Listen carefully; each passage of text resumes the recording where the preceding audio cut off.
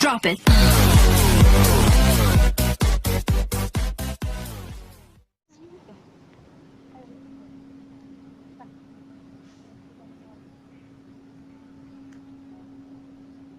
Hai guys, assalamualaikum warahmatullahi wabarakatuh. Kembali lagi di channel aku, Bang Tika.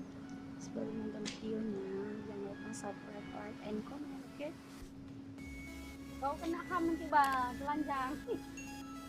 Itu ya cara pembuatannya. Kalau mau order, ada nomor HP-nya di bawah ini, oke?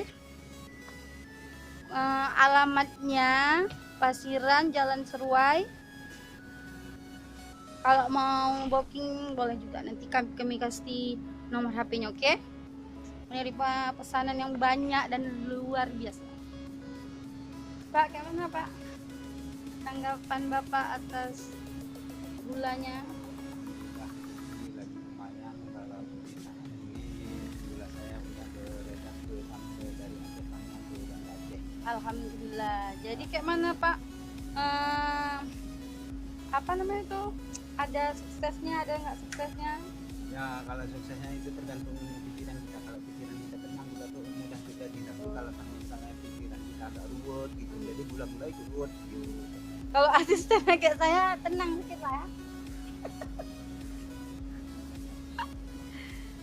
Jadi Pak, kok di masa pandemi ini nggak ada berpengaruh kayaknya Pak ya?